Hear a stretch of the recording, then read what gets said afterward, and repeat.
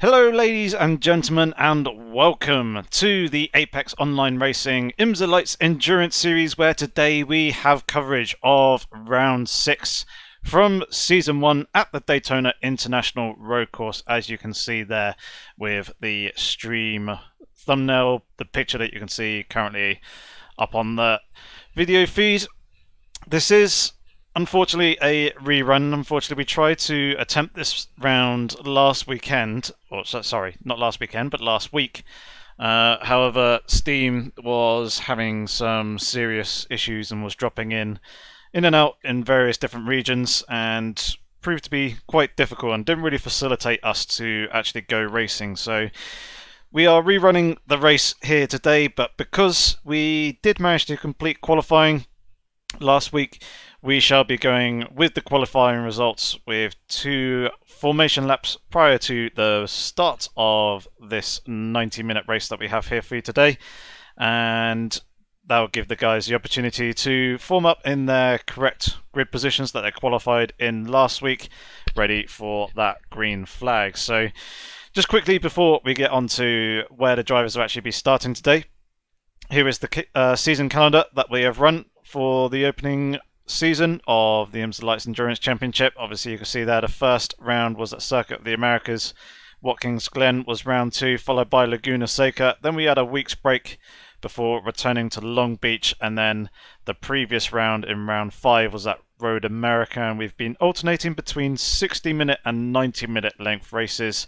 And our final round of round 6 here today is obviously not the 7th of March, it's now the 14th of March, but it's at the Daytona International Road Circuit, and it's going to be a 90-minute race.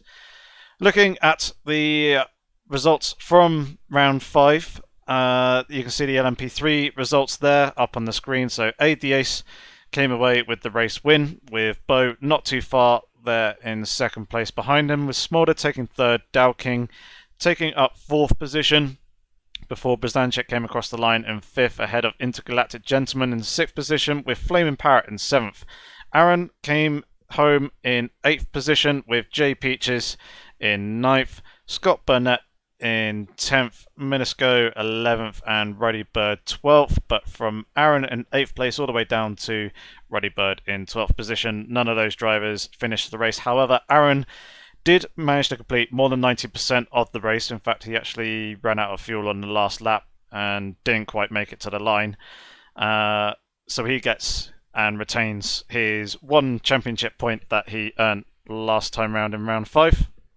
So that is how it's affected the championship standings that you can see up on the screen there. AD Ace is untouchable for this race. He has been crowned our LMP3 class champion. However, there is a championship fight for second place between Smolder and Bo, and you can see that there is a single point separating the 2 drivers there. So Bo will obviously need to outscore Smolder by 2 points in order to retain or take that second position. However, yeah, that's I was reading that correctly. I was just having a look at the previous round results as well that I have on screen as a little bit of extra information for myself.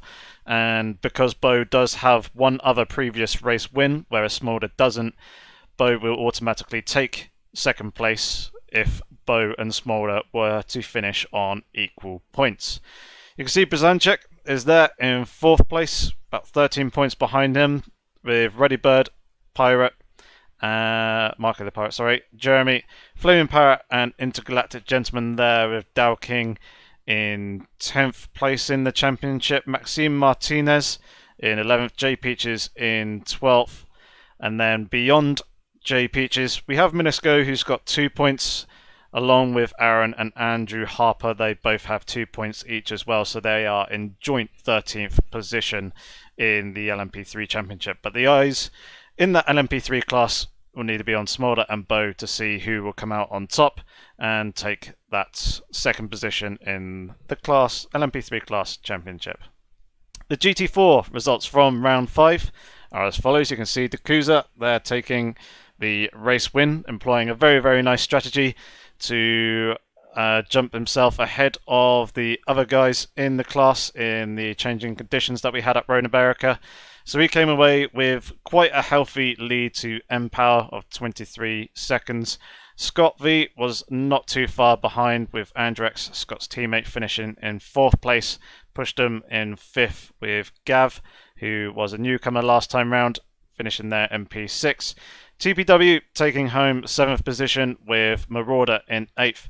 Nyla in 9th position, Brake Check in 10th, and then Carlito was our last GT4 class driver who came across the line, and that has done the following to the GT4 Championship standings. And just like the LMP3 Championship, the GT4 Championship has already been wrapped up with Scott V taking the class win there. He cannot be touched in this round, so he is our GT4 champion. However, once again, there is a title fight between Dakuza and mPower. You can see there's an 8 points difference between the two, which means that if mPower was to win the race and Dakuza was to come in 6th position or lower, mPower would come away with the championship. But if they were to finish on equal points, then it would actually go to Dakuza, as Dakuza has got, well, both drivers have got a win, but Dakuza has got 2 second positions, whereas mPower currently only has 1. Andrex is there in 4th, Marauder in 5th, Brake Check 6th, Nyla 7th, and you can see the rest of the guys there as well. And then beyond Milo is also Gav, who's got 7 points to his name, and David Simon with 6 points to his name in 13th and 14th positions respectively. Now, let's quickly get onto the qualifying results to look at the grid that we are going to have here, as we are just loading up onto the circuit now. Bo actually managed to qualify in pole position in the LMP3 class with Aid the Ace in 2nd, Brzanczyk 3rd, Marco the Pirate in 4th position with Flaming Parrot 5th, Smolder in 6th place, Logan came in 7th, and then Aaron was in 8th place, Minisco was in 9th, and Bernetto was in 10th position. And then when we come to the GT4 class, it was Scott who came away with pole position just ahead of mPower. Andrex is going to be starting 3rd with Colonel McCoy 4th, Dakuza in 5th place, 6th one to Carlito. Brake Check was in 7th, Marauder in 8th, and Pushdom was their 9th in class. And then also in 10th was Atlas, who was a newcomer here, and Nyla was the man who came in 11th place. Now, we are just going into what seems to be a practice session that I'm hoping that we are seeing here, just allowing the guys to get a moment to basically familiarize themselves with the circuit, get into the groove, get into the flow, double check that all their settings and equipment are all working fine, and just make sure that the setup is all groovy before we actually go racing. And one name that you probably haven't seen, or should I say you shouldn't have seen, in the IMSA Lights Endurance Series previously is this man that we're currently watching here, Jardier. We do have a couple of other drivers participating in this race just for fun for the final round, and I believe that they're going to be in the LMP3 class, but starting from the back of the LMP3 group on the grid, in order to basically not influence or not affect the qualifying positions of any of the drivers previously, nor will they actually score any points in this round either, so they won't pick up any championship points, if I remember correctly. Dowking is another one of those drivers, but he has raced previously in this season, and I believe it was last round that he actually competed in. If I just double check my notes, where are you, Dowking? Yes, round 5, you got 4th position last time round, so yep, it's good to see him returning. And there is one other driver, if I can spot him somewhere in the list. I believe it might be Leon the 6th one, but I'm not seeing him. So let's take a look at our drivers as they're out practicing at the moment. We'll bring up the track map and also the speedo there as well. So pushed him. You can see he's driving in the Aston Martin with another Aston Martin just there in front of him of Carlito, giving him some company. And Carlito very, very sideways there into turn 1, very well held, and you've got quite a bit of damage to the front and the side of his car, and he's going to let, well, I thought he was going to let Pushdom to go through, but evidently not. Atlas, newcomer for this round, is there driving the Aston Martin GT4 car as well. There is another of the new LMP3 drivers, Suomi, who seems to be driving a jet black, almost, I think that might be the carbon fibre delivery Ligier JSP3.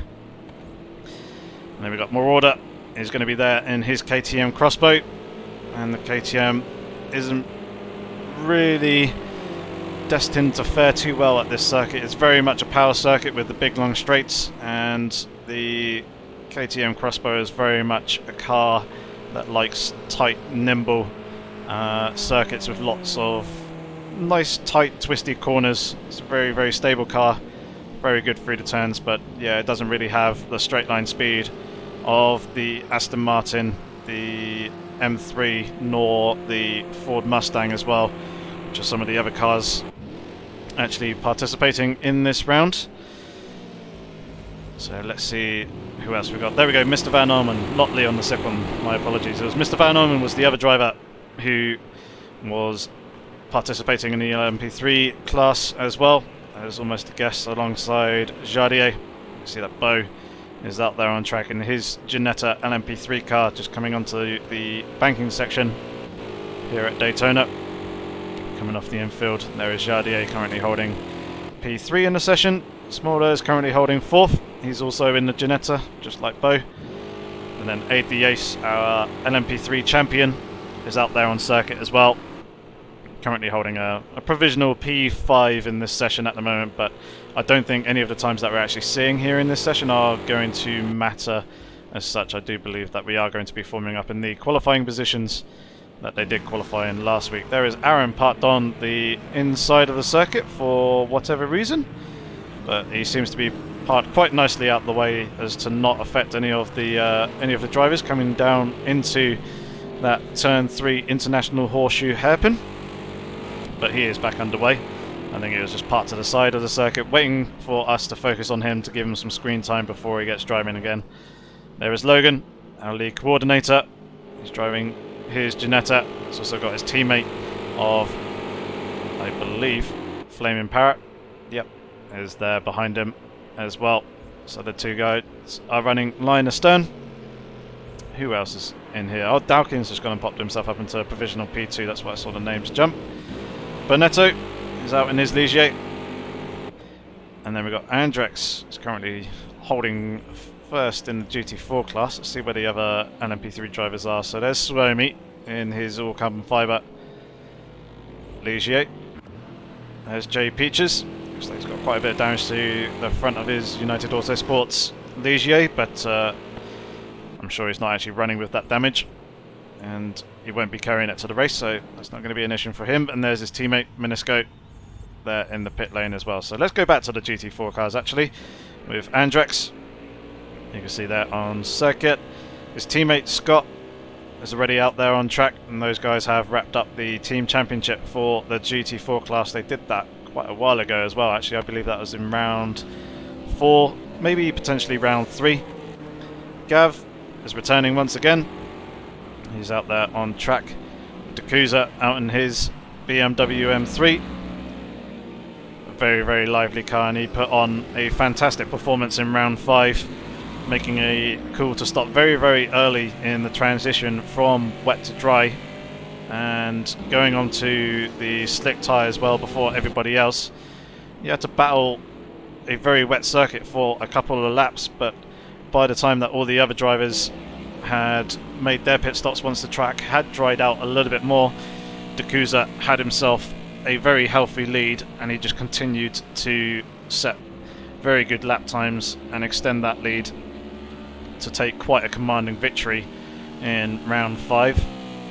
So it was a very, very good drive by him.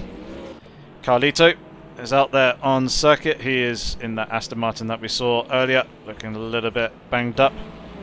And there's mPower in his Ford Mustang Boss. It's the older version of the two Ford Mustang GT4 cars. There's a Ford Mustang GT RTR GT4 car, which is the newer, more recently updated version of the Ford Mustang. But mPower has chosen to go with the rather nice blue and yellow distinct livery on the Mustang Boss. It's also using a H-pattern shifter. As you'll see, he'll actually skip the gears, or skip gears when changing down and braking into corners. Obviously going from third down into second, he's only changing one gear, but for the bus stop, for turn 1, and also 3 and turn 5, the International Horseshoe and the Western Horseshoe, he'll be skipping gears when decelerating. This is an interesting technique, but he seems to make it work for him. Let's have a look. Pushed is out there on circuit as well as brake check. He's got quite a bit of damage there to the front of his Aston Martin, but yeah, he won't be taking that into the race. Nyla is also out there in the KTM Crossbow, which he's been running all season. So we may see him struggle, as well as Marauder throughout the race. There is Marauder as well on circuit. Colin is a new name that I don't recognise and haven't seen before, so welcome to you, Colin. Hopefully you fare well here in this final round and have a good time, although that there looked like a very hairy moment and not so much like a good time, but he's done very, very well to hold on to that and make sure to stay out of the way of any other drivers. TPW has managed to make this race. He unfortunately missed last round, so he'll be starting from the back of the usual runners on the grid, but he is saying that the Toyota GT86 GT4 car that he's running there is actually pretty good around this circuit. So it'll be interesting to see what performance that he actually has in that car. There is Atlas, currently sat chilling in the pit lane. Jay Peaches is parked on the inside of turn 6. Yep, there he is. And he's now just gone back to the pits as well. And there's Minisco sat there in the pit lane, as we saw. So we're just waiting on this transition from this session into the actual race. But hopefully in the next 3 to 4 minutes we shall get underway with the formation laps. We'll be taking that green flag, and hopefully we'll have some solid green flag running without any issues during this race.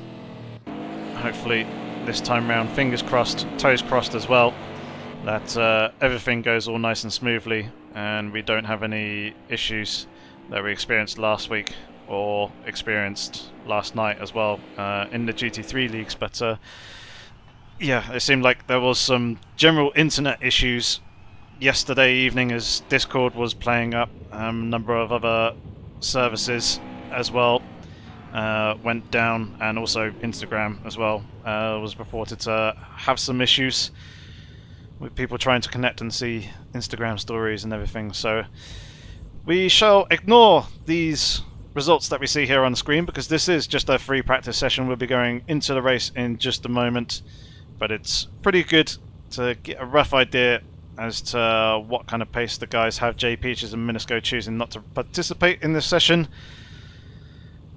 But yes, we are just moments away from going green here with the final round of Season 1 of the Apex Online Racing IMSA Lights Endurance Series.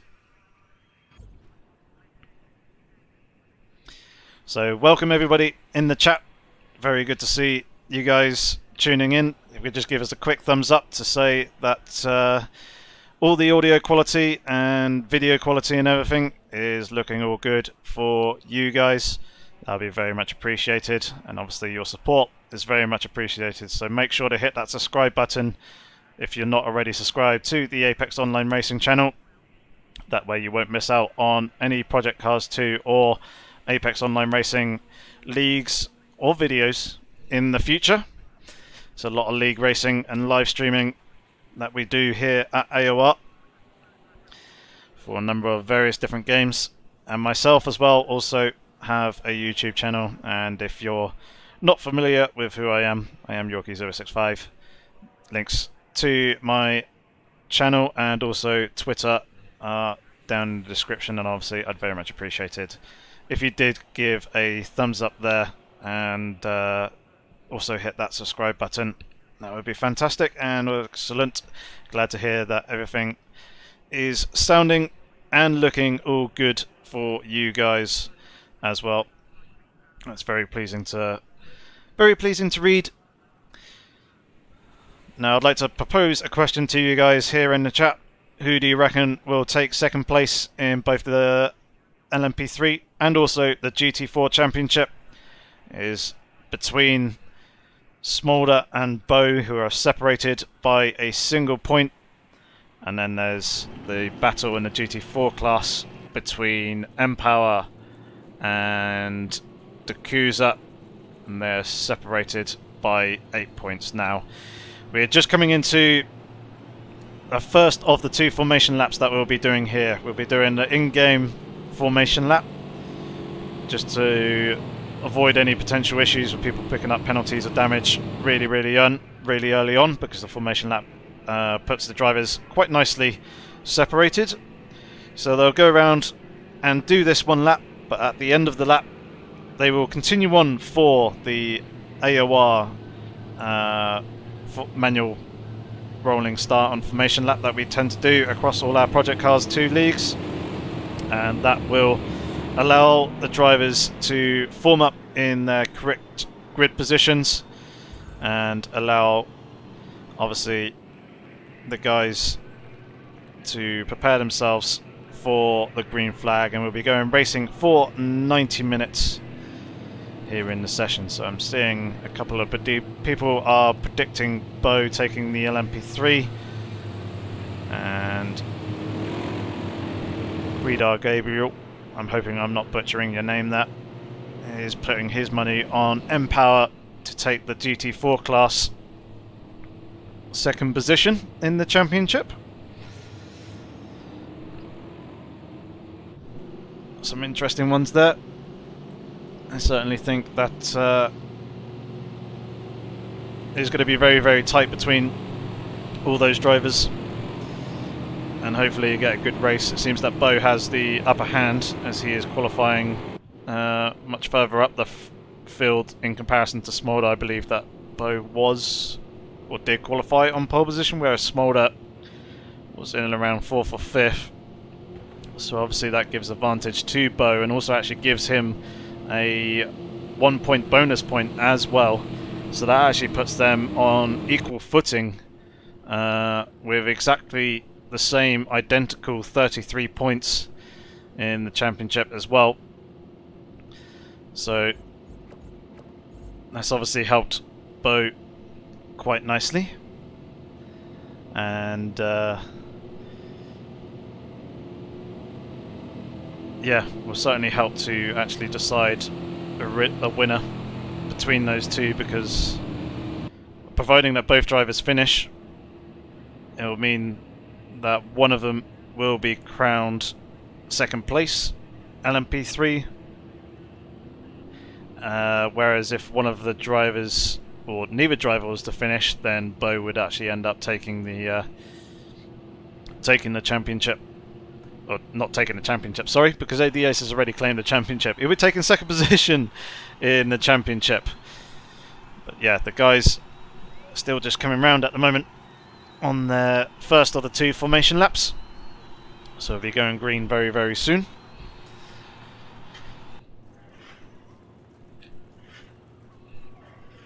You can see the guys just doing a little bit of tyre weaving. We will get the usual light sequence there it begins, but the drivers will not be going on that green light.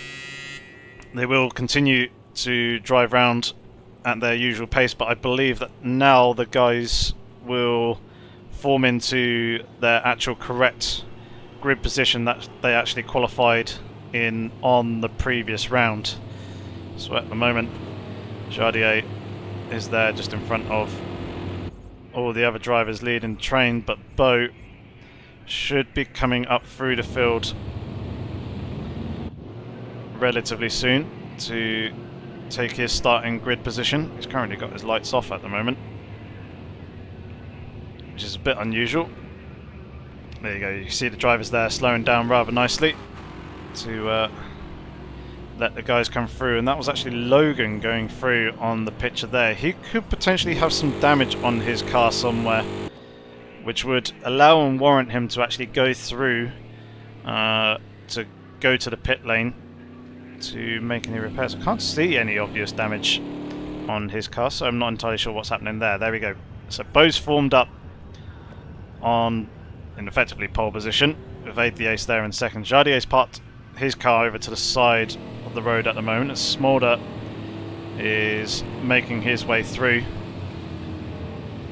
Currently there in third, but if I do remember correctly, there were a couple of positions who, or a couple of people, sorry, who did qualify in front of him. So hopefully the guys aren't coming flat out around the corners, and they're giving each other plenty of room. It seems like everyone is being sensible to avoid giving each other damage. So do just bear with us whilst we actually get these guys formed up in their correct positions.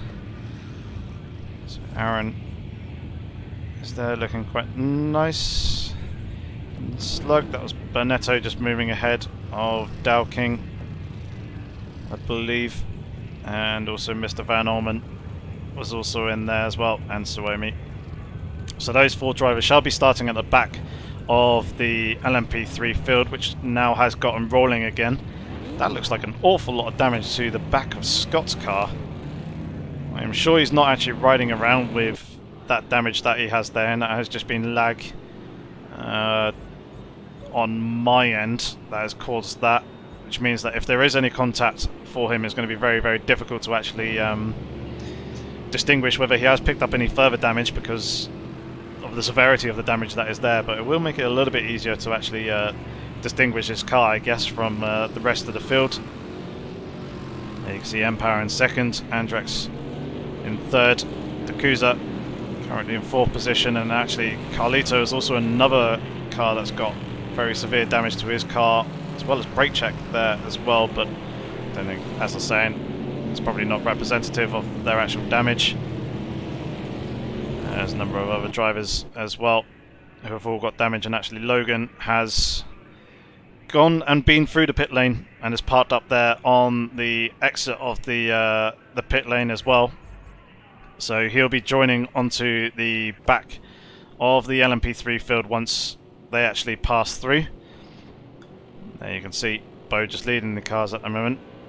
I'm hoping he hasn't actually got his lights off, and it is just something unusual on my end that is causing it. He's got damage to the front of his car. That will be why, but obviously where he hasn't rushed off to the pits, he won't have actual damage, so that is why we're not seeing headlights for him. The headlights have theoretically, or well, not necessarily theoretically, but incorrectly been broken.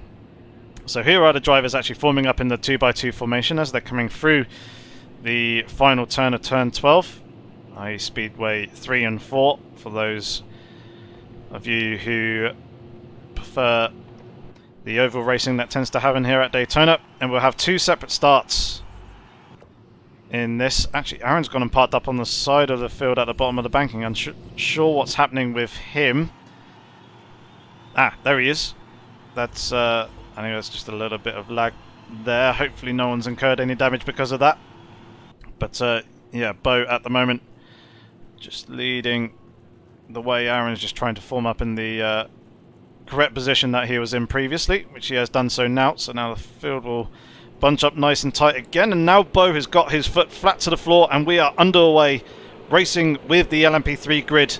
Coming hurtling down towards turn 1, everything looks pretty civilized so far and smooth from all the drivers coming through the first turn. You can see Logan sat there on the inside of the pit lane. There's no contact between any of them for the moment, but a relatively clean start for them all. So let's jump up to the GT4 cars as they now get underway as well. and begin their run towards turn 1. And actually Dakuza's looking to the outside of Andrex immediately, and is going to be potentially taking that third position away, but Andrex is going in and trying to defend that. It's right up underneath the rear of M-Power's car. They're going side by side, coming through the left-right kink, or right-left kink, sorry, of turn 2. Now we're into turn 3, into the International Horseshoe, and Dakuza's there on the inside of Andrex, but Andrex is not giving up that third position easily. Going side by side, coming down towards turn 4, the kink. I think Dakuza will have to settle in behind Andrex just for the moment and retain that 4th position that he actually started in. He got brake check there, relatively close in behind him as well. He's actually managed to make the position on Carlito in the race start. So the driver's well underway. Let's jump back up to the LMP3 field. You see that Aid the Ace has dropped to about a second off the back of Bo. Bo trying to extend an early lead. Smolder has managed to get himself up into 3rd position relatively quickly. He's actually closing very, very quickly up onto the back of Aid the Ace, is looking to pass him with the slipstream around the outside, coming across the start-finish line now to begin our 2nd racing lap. And it looks like that Smolder has managed to get that position on the LMP3 champion, and now he is free to try and hunt down Bo in front of him. So that's been a very, very good start for Smolder, a much better start than he had previously the last time when we were trying to do round 6 on the last round. I'm hoping that Aid the Ace doesn't actually have any damage to his car, but it seemed like there's quite a bit of straight line speed advantage that Smolder had over Aid the Ace, as Aid the Ace comes very, very close to the back of the Ginetta in front of him as they're coming round to turn 6 now to rejoin back onto the banking. We could just see Bo just up in front of us as well, as we're riding on board with P3 just for the moment. We'll keep an eye on this as we come round through speedways 1 and 2 onto the back straight to head towards the bus stop. And it looks like that Smolder has got quite a good run on Bo. Smolder's got a lot of straight line speed and performance in his Ginetta. However, being stuck in that dirty air is costing him quite heavily, and Aid the Ace is now right there up underneath the rear wing of the Ginetta. He's trying to threaten to take that position, so Smolder's done some setup work in comparison to last week, has improved his straight line speed, and there you can see the straight line speed difference between the two drivers. Smolder able to eke out a few car lengths despite Aid the Ace being right there in the slipstream. And they're actually closing up on Bo. Obviously Bo is the one leading the train.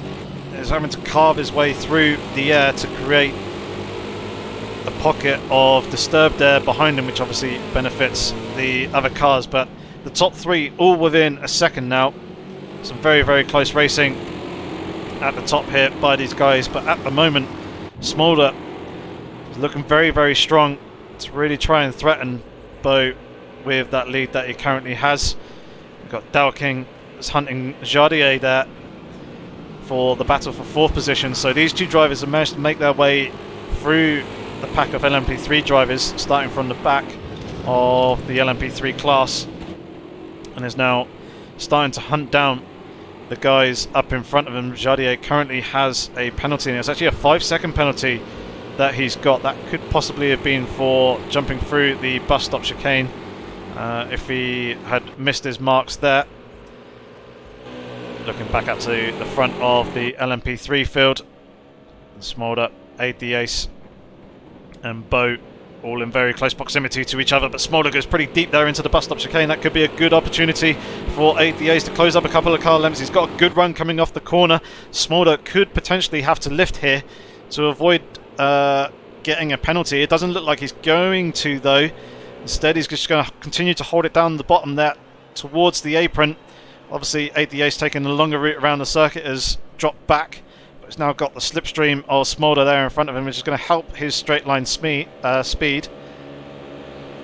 Jardier and Dowking are closing up behind. Here comes Aid the Ace though, trying to get close up into the braking zone of turn 1. Isn't quite able to do anything with it just yet. Having a little bit of a look there into turn 3. Still not really able to properly threaten that second position. Let's go and take a look at the GT4 class, as we have got side-by-side action between the two teammates of Andrex and Scott. Also Dakuza and Empower side by side coming into the bus stop chicane. This is very much a repeat of what we were seeing last week when we tried to run this race. These four guys were going hammer and tongs at each other, trying to take the positions. There was fantastic battling to watch. Scott is right up, sorry, that's Andrex, sorry, right up underneath the rear wing of Scott. But here comes Empower with the run around the outside. He's pulled out of the slipstream, but he's there starting to eke past the two Aston Martins. Dakuza is also there trying to pick up the slipstream and see if he can benefit from it. Empower getting onto the brakes now, trying to go around the outside. That's way too deep though into turn one. That's going to allow both Andrex and also Scott to retain their second positions. He's just about managed to rejoin onto the circuit ahead of Dakuza though, to retake that third position that he was previously holding. It was a little bit deep there in the entry to the International Horseshoe, but was able to bring it back for a tighter later apex. Very good driving between these four drivers. And just quickly before we jump to this battle, Smolder has gone and lost a position to Aid the Ace somewhere along the line. He has dropped back into third place and has lost touch a little bit to Beau, and Jardier and Dowking are continuing to close up onto the back of Smolder as well. Obviously Jardier and Dowking, very strong competitors in the GT3 field, very fast drivers, and they're proving that they are just as equally quick in the prototypes and the LMP3 class as well here in this race. Mr. Van Ormen has also now managed to clear the other LMP3s as well, as Suomi and Aaron is the next guy, 8th in class, but he is in essentially a net 4th position because of the four drivers, Jardier, Dowking, Mr. Van Ormen and Suomi will not be scoring points in this round. So let's jump back to the GT4 cars as they have come out of the bus stop and now coming through the final turn 12 on towards the start-finish straight. They'll be looking to pick up the slipstream on one another. Scott obviously leading the train. He's creating that pocket of slipstream behind him, and actually Empower's gone and managed to benefit from Andrex not quite pulling out the slipstream quite so early. Will Empower be able to get it slowed down this time? It looks like he's managed to take that second position away from Andrex as well. Dakuza is there towards the exit. Empower got a pretty good drive off the corner, but Andrex has as well, looking into threaten each other, and Empower never looked to the inside of Scott. Andrex looking to the inside of Empower. Dakuza at the moment is just watching the three cars in front of them battling it out, and it's just kind of sat there a little bit more patiently, playing the patient game, potentially waiting for one of these guys to actually make a mistake before gaining a position. See that drive that Empower is getting off of the corner as well, and is actually having to look to the inside of Scott coming onto turn 6, onto the actual bankings there on the inside. Has he been able to get that move done and dusted though? We shall see in just a second. They're there side by side at the moment. Scott has been forced to go to the high line on the banking with Empower there down at the bottom near the apron. That should be the advantage to that Ford Mustang over the Aston Martin, but here comes Andrex and also Dakuza picking up the slipstream off the two guys in front, and actually Scott is doing very well here to hold up alongside Empower as they go side by side coming into the bus stop chicane. They do all fill out and fall into a single file formation to navigate turns 8, 9, 10 and 11 and all come through and out the other side rather nice and cleanly. But they are still very close together, as we can see on the track map. The LMP3 drivers are actually in and amongst the GT4 field now as well with the lap traffic. Here comes Andrex around the outside of his teammate Scott. He's got the run on him. Will he be able to have the run on Empower and be able to make a dive down the outside? Oh, there's contact between the two! Andrex has gone off, and surely that's going to be him in the wall. Very heavy impact between there. I think he just may have lost the car under braking. He'll need to try and rejoin the circuit safely. He is, oh dear, quite a long way off. Oh, that was so very close to making contact there with Beau. That is seriously unfortunate for Andrex, and that was a very heavy rejoin by the veteran, and he's got a huge amount of damage there. You can see he just lost the car once again, coming out the exit, just crawling back onto the circuit, but that's put him well out of contention for this race. I wonder if Empower is okay, and hopefully he hasn't picked up any damage from the contact between Andrex and himself. He seems to be alright at the moment, still leading ahead of Scott and also Dakuza there. Still currently holding P1 in class. But that would have been a very, very hairy moment for all four drivers, especially Andrex, and then also for the drivers behind when Andrex was rejoining the track on the outside on the entry to turn 1. So obviously you're fully committed to the brakes there as well. It's very difficult to change your line. Fortunately, no one else was collected in and amongst that, which is good. And actually we're seeing some very close racing action here between Bo, 8th Ace, Dowking and Jardier. Smolder has dropped off. He's now 6 seconds off the lead. Now make that 7. He's caught up behind some GT4 cars as he comes out the exit of the bus stop chicane. Now he'll manage to break free and slip past those guys into clear air.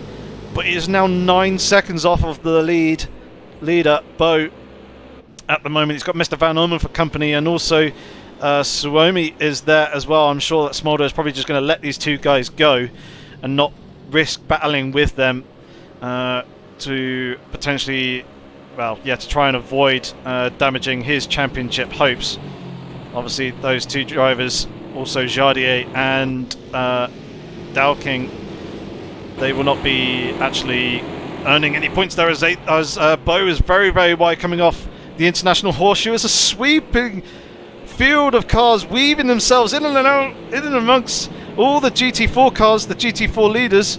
They've passed Dakuza and Scott there. It's Empower that they've now got to try and navigate through. No, they've got past Empower off the exit of the corner, but now Bo is very much under threat from 8th Ace there, as they're having to dart and weave their way in and amongst the traffic. Very, very good driving and good communication between those guys to avoid running into each other. That would have been a very much heart and mouth moment for those guys. Probably a few grins and a few laughs as well when everyone came out the other side of it cleanly without any scathes on their car. Jardier very, very close to the back of Dowking there. Bo actually closing up an awful lot as well, coming through the bus stop chicane. Let's jump on board with Bo with that rooftop camera. See what kind of straight line speed that he has in comparison to the two Ligiers that are there in front of him. Obviously, neither of them will score points in this race, so it's not going to affect Bo in terms of actual points. 8th Ace has dropped well off the back of Bo, coming through the bus stop chicane, and actually Jardier is trying to go around the outside of Dowking coming into the first time. Both of them going side by side. A little bit wiggly there by Dowking under the braking, but for the moment he's going to hold on to that lead, and Jardier is going to slot in behind him, with Bo just watching the two drivers in front. Obviously, this might be slightly frustrating for him as seeing them battling and losing a little bit of time, but he himself will not want to be getting involved with that battle to potentially risk any contact, which could see him being taken out of the championship fight. Here we see Smolder actually navigating the GT4 leaders as well and getting himself past them. Currently holding 7th in class, but obviously that is a net 3rd position. And you can see Suomi and Mr. Van Orman disappearing off ahead. So let's take a look at this GT4 lead. It seems that Andrex has rejoined this group of cars, but obviously he is now a lap or two down and is well out of contention. It's down there in last position at the moment. He's also got a penalty. So Dowking and also Jardier got 3 and 5 second penalties respectively. Marauder there is a 4-second penalty, and Andrex has got a 10-second penalty, which would be for speeding in the pit lane, I imagine, during his pit stop service. That was very, very unfortunate for Andrex to get taken out there. He was kind of in a potential for running for 2nd position in the GT4 class as well. Dakuza has currently 50 points not including the points that he will score in this race in the current position that he actually holds, with Empower with 42 points and then Andrex with 40. So only 10 points between himself and Dakusa, with Empower an 8-second point deficit to Dakusa, who are currently watching in third place at the moment, looking at the back of Andrex's teammate Scott there. In front of him, Empower still leading the GT4 class. Seems like these guys have settled down a little bit as well. So let's take a look at Mr. Van Orman and Suomi. Suomi there in that black Ligier, chasing down Mr. Van Orman there in front of him. And there we can see Bo has dropped off the back of Jardier and Dow King a little bit, but he won't be too worried about that. He'll be more worried about the pace of Smolder, and it seems that he has managed to extend out a decent gap over Smolder on the previous lap as well. Bo's 139.8 to Smolder's previous 141.6, so almost 2 seconds there that Bo extended his lead over the Ligier driver, and Bo actually going and taking the high line. Oh, he's got a slowdown penalty that he's trying to clear here. Saw him jump onto the brakes there. The brake lights flashing up. That could allow the Ace to close up onto the back of Bo. Hopefully Bo is clearing that penalty. He does seem to be back underway with usual racing speed now, and trying to press on like he was previously, but that would have hurt the rhythm of Bo slightly. Let's take a look at Dakusa here, got in the run, using the slipstream of that Ligier there. That's taken the high line around the two GT4 class leaders, and that's allowed Dakusa to pull up alongside Empower and actually clear the Ford Mustang entirely and take the lead coming into turn 1. Will he be able to get it slowed down and hold it, though? He's gone out quite deep there on the exit. That could be allowing Empower to go side by side, and yeah, Dakusa has lost the position. He's now got Scott right there on his outside. They're going side by side now as they're coming into the International Horseshoe. Dakusa does have the inside line, but Scott is trying to fight it around the outside. They're going to be side by side coming up towards the kink. There you can see Scott has had to concede the position for the moment to Dakusa and has slotted in behind and following through, but very, very good tactic there by Dakusa to use the slipstream of that passing Ligier coming onto the start-finish straight to help pull himself past the two drivers. It was just unfortunate he wasn't quite able to slow it down for turn 1 and hold on to that lead, but we've got Dow King and Jardier going side by side at the front of the LMP3 field. These two drivers have been going at it, have been very close all race long. Dow King is on the outside with Jardier having the inside line currently in towards turn 1. Dow King trying to carry the speed and momentum through, is taking that wider line, a little bit of a wiggle there through the latter part of the corner. They're still side by side coming through the right left of turn 2, but Dow King does go to concede the position as Jardier chops the nose off the front of the Ligier to take that lead in class, and Dow King has been demoted to second position for the moment as they come through the kink. This is absolutely fantastic racing action that we've got here. This is what multi-class racing is all about. Long endurance races, 60 to 90 minutes, 2 hours and 2.4 hours in the actual full endurance series that we have run previously in AOR, with all the traffic and just battles from start to finish, from lights to flag. Absolutely fantastic stuff. That's what we like to see. So let's take a look at these GT4 cars once again as they are battling for position. Scott is looking very, very close to the back of Dakusa. Dakusa looking to the inside of Empower, coming through the International Horseshoes, going to get the better drive off the corner though. Empower is there on the inside. Surely they're not going to go side by side through the kink. Empower does back out of it and concedes the position for the moment, but he's also had to concede the position to Scott as well, though Empower is going to try and come back around the outside into the Western Horseshoe. Goes a little bit deep though. There is the LMP3 lurking there behind. Be watching these guys and trying to find a way past relatively soon. Now they file themselves into a more single file formation, and the Ginetta LMP3 car will be looking to try and take the high line to pass these guys now coming out onto the speedway, and he does exactly that, giving them plenty of room down on the bottom there, just in case one of the drivers does decide to come up. However, none of them really got the run over the other to actually try and make a passing up over and overtaking opportunity. Coming into the bus stop now.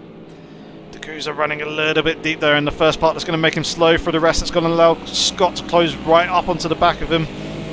He's very close there. Looking to the outside. If we jump to Empower now, he's going to be getting the benefit of the double slipstream off of the two drivers in front of him. So we're right on board with him, so we can see what Scott is doing as he's looking to the outside of Dakusa, as Dakusa's holding that lower bottom line, forcing the Aston Martin to go high. Here comes Empower now with that power from the Ford Mustang that he is driving, looking to the outside of Scott, getting hard on the brakes into turn one. Will he be able to get it slowed down? He does. He manages to make the apex as well and take that second position away from Scott. These guys are chopping and changing lap after lap with their positions, so it's now Dakusa leading from Empower to Scott in third position, and it will probably change once again on the next time round. We come up through the speedway section. Brilliant racing by these guys, as we're seeing Dow King closing up onto the back of Jardier in front of him. He did pop himself momentarily out of the slipstream. In doing so, he has lost a little bit of speed and momentum. He's actually kind of lifting it a little bit there, you can see, just toying with the throttle on that speedo. So he's more just sitting behind Jardier at the moment, just possibly trying to conserve and save fuel and see if he can basically negate any advantage there. You can see Jardier's got 45 litres of fuel left, whereas Dow King has now just gone under 45 litres, so it's about half a tank advantage in Dow King's favour. Obviously, if he can continue to save fuel, then when it actually comes to the pit stop, where they will need to take on fuel to see themselves to the end of the race, Dow King will be needing to take on less, and that will be his advantage. But Jardier gets very crossed up there on the exit onto the banking, and that's allowed Dow King to slip through. I think there may have actually been contact with the wall between Jardier and that concrete barrier up the top there. You see a little bit of damage there on the right hand side, but I think he had damage previously on the rear of his car anyway, so not entirely sure how much damage he's actually incurred from that, but he has gone and lost the lead momentarily.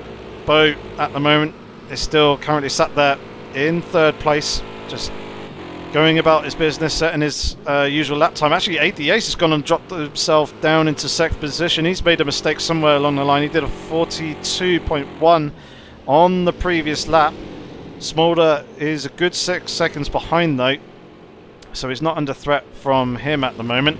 Let's jump back up to the GT4 cars, and just as I said last time round, next time that we look at these guys, the next lap round, they will have changed positions, and they have. Empower has managed to get himself back ahead of Scott.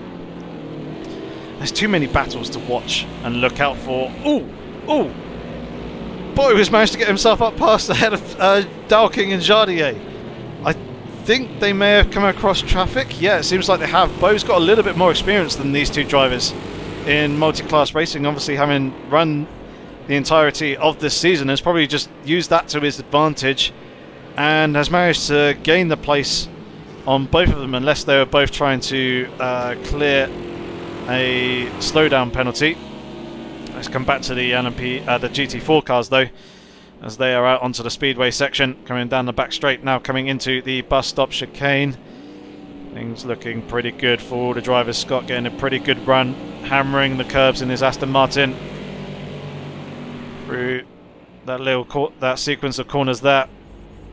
He'll be trying to pick up that slipstream of Dakusa there in front of him. He'll be trying to pick up the slipstream of Empower in front. There you can see Dakusa closing that gap up onto the back of Empower, but is lifting coming down onto the start-finish straight, which is allowing Scott to go up around the outside of the BMW. That's second position for the moment, and they are going to hold those positions coming into turn one, as they've got an LMP3 car for company up behind them now. He'll be looking to try and make his way past through these drivers without interfering in their battle or hindering them in any way. He'll probably just wait until the speedway section in order to do that, as it is pretty difficult to pass just one or two drivers coming through into the kink and then coming here into the Western Horseshoe. So for the moment, Empower leads Scott, who leads Dakuza. Very interesting to watch these guys. They'll be coming onto the banking now as they come through turn 6, get hard on the throttle. And now the Ligier goes to pass and put a lap on the traffic, as there is another Ligier coming up behind as well. Spaced out a little bit more between the GT4 cars. Here comes that Ligier. I think it might be Aaron in his. It is, yes. Currently last in class, getting very, very close though to the back of Empower. And that's actually a car just off there onto the inside. It was one of the GT4 cars. I'm not entirely sure who. I think that may have been Ticklish Picklewickle. Let's have a look. Yep, I believe it was. But Dakuza is there picking up the slipstream on Empower, coming onto the start-finish straight. He's got the run. Scott is closing up on the two guys in front of him as well, also picking up that slipstream. So P1 in the GT4 class goes to Dakuza momentarily. Empower getting early on the brakes as brake check is coming out of the pit lane on driver's left. He won't interfere and feed into the back of these guys. He'll probably just slot in behind them. Yep, there we go. So it won't upset any of these three drivers, but Dakuza has now got himself back up into the lead, just ahead of Empower. Scott still holding on there on the back. Let's have a look at the rest of the GT4 field. So Gav is currently holding P4 in class at the moment. Pushtum is there in 5th with Carlito, just half a second behind. Pretty close between these two drivers for 5th and 6th position in the GT4 class. Atlas is there running in 7th place with Marauder just behind, just under a second. He'll lose a little bit of time to the Aston Martin in front of him due to the low power of that KTM. There is Nyla currently holding P10 with Colin there in 10th position. I want to say Colonel McCoy, but he does not appear to be running, unless Colin has changed his name to Colonel. Unless Colonel McCoy has changed his name to Colin. That could be a possibility. But yeah, brake check in 11th position. There is Andrax. He's managed to get himself up past TPW, as TPW is coming out of the pit lane. I'm assuming to repair some damage. So let's take a look, as it seems that Scott is behind Empower, behind Dakuza, behind Empower. Let's take a look at the LMP3 drivers. Bo is back into 3rd place as Dowking and Jardier have got themselves back up ahead of the Ginetta driver. But Mr. Van Orman is now there in 4th position with Suomi in 5th, just clearing that GT4 car battle this time round. The drivers stay as they are as they come into turn 1. So Smolder is there currently in 7th position, but a net 3rd place, taking a very nice apex. 8 the Ace is not too far up in front of him though. It seems like 8 the Ace has had another troublesome lap previous time round, with a 42.1, whereas Smolder has done a 40.5. So very good job by him to close that gap up. It could possibly have been due to traffic or a potential mistake from 8 the Ace somewhere along the line, or potentially even trying to clear a slowdown penalty beat. And now it seems that Smolder's got caught up behind the Aston Martin there in front of him. He might try and see if he can get the run off the Western Horseshoe, which he does, to clear him before they get to turn 6 and head out onto the banking. Flaming Parrot is currently there in P8th in the LMP3 class, with Minisco in P9, not too far behind Flaming Parrot. Gap's just lurking around 3.5 to 4 seconds at the moment. And then Logan is a little bit behind him, about 16-17 seconds off the back of Minisco, whereas Aaron is quite a bit further down the field, another 23 to 24 seconds back. And then Bernetto is 7 seconds off behind them, and has also been lapped by the LMP3 leaders as well. So let's take a look once again at this GT4 battle, and actually mPower is picking up the slipstream off the back of the Ligier of Aid the Ace there, just kind of negating Dakuza getting the slipstream. He's not really close enough, and mPower's not really close enough either for Dakuza to benefit from a double slipstream, so gap hasn't really changed that too much between those. Between those two drivers. Smolder is now trying to work his way through the GT4 class to get a little bit crossed up there on the run down to the kink. He'll be passing Dakuza now. He'll need to back out a little bit and currently hold station behind mPower. He'll just follow him through for the moment and then probably go to pass off the exit of the Western Horseshoe here. There he goes off to mPower's right, and he'll slot himself and try and pursue down Aid the Ace, but with that he's actually gone and lost an awful lot of time as well. He was in and around 2.5 seconds behind Aid the Ace. The gap has now increased once again back up to 5.5 seconds or so. So Smolder's lost out an awful lot just trying to navigate that traffic there. Excuse me. How much penalty does mPower have? He currently has a 3-second penalty that he has picked up. Very interesting. That was probably from navigating the bus stop chicane somewhere along the line. That's usually the place where it's very easy to pick up a penalty, but obviously with the two GT4 drivers of Dakuza and Scott just behind him, he would have obviously not really wanted to give up track position, and instead will just try and make up the gap that he needs to negate that some other way. And Power picking up the slipstream of Colin there to put a lap down on the Aston Martin driver. Dakuza closing up quite substantially in the slipstream there. They're kind of leaving Scott behind at the moment. Scott is about 1.5 seconds off the back of Dakuza now. As the two guys in front of him continue to turn identical laps on the previous lap time, both of them doing a 1:52.220, and then Scott only losing out on 0.4 of a second. But yeah, that gap has extended out from those drivers.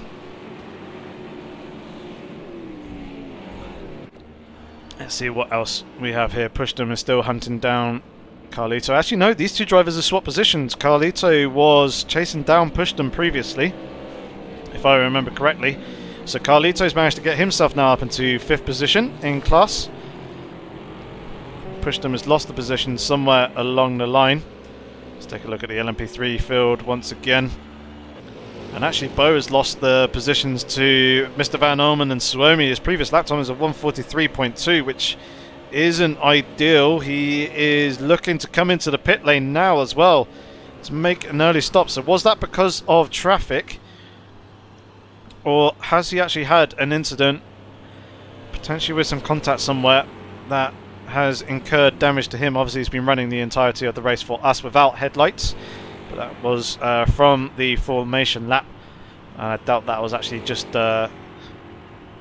actual contact with someone or something, but he's now got those headlights repaired. He's obviously taking on the fuel that he'll need to go the remainder of the race distance. I believe it is 85 litres of fuel that the LMP3 cars can hold. I am correct in that assumption. As we've just seen there, one of the drivers in the pit lane there. So it looks like we've got a retiree already. We did start the race with 26 drivers. We're down to 25. So someone has retired somewhere along the line, but Bo now exits the pit lane. Be interesting to see the gap between himself and also Smolder, his championship rival, who is the next driver up the field. Smolder is just coming through turn 6 now and joining onto the banking section, and there you can see the gap at the top of the screen between Smolder and Bo. It's currently lurking at 29 seconds between the two. Smolder is obviously still yet to make his pit stop, but now that Bo's got some clear air, it's obviously got rid of the 4 guest drivers that we have here for this race. with Jardier, Dowking, Mr. Van Orman and Suomi, who won't be scoring points. Actually, I think Dowking might still score points. He has run previously in the season. He ran in the previous round and did score the 5 points that he got from the 4th position that he earned in that race. So I think it's just, yeah, Jardier, Mr. Van Orman and Suomi who won't be scoring points. But yeah, currently Bo is up there looking like... Sorry, I'm a little bit tired. Looking like that Bo will potentially take the race win somewhere along the line. Mr. Van Orman is relatively close to the back of Dowking. There you can see. As you see, Suomi sliding through the picture there with a nice bit of a 4-wheel drift. Here is the GT4 cars managing to extend that gap to Scott to around about 4 seconds, but the Kuza is still right there on the tail of Empower, and Empower does have that 3-second penalty that we saw last time round. We're seeing Bo in the background trying to work his way past Scott as well. I imagine he's managed to clear him. Well, not quite actually. Coming into the International Horseshoe. He has now though getting a drive off of the corner. And good question, White Ghost. Can Andrex lose his 4th position? So Andrex currently has 40 points in the championship. Marauder is the next driver in 5th place, and he's got 38 points. So it's only 2 points difference between the two of them. However, Marauder is now behind Andrex. So currently Andrex is on to retain that 4th position in the championship. His next closest rival is a further 7 points behind with Breakcheck, who's currently on 31 points in the championship, and Breakcheck is actually the next driver up the road for Andrex, just under 8 seconds up there. There you can see him. So it looks like that Andrex should be able to, providing that he can clear Marauder and Breakcheck and continue to finish the race, he should hold on to that 4th position. I think currently in the positions that they are in, if Andrex was to end up retiring and Breakcheck was to finish in 10th place, Breakcheck will get 3 points, and if Marauder was to finish 11th in class, he would get 2 points, which would put him equal pegging with Andrex. However, Andrex does have a 2nd position to his name, which he got in round 1. So with that, he will retain that 4th position, which is good. It's useful for him.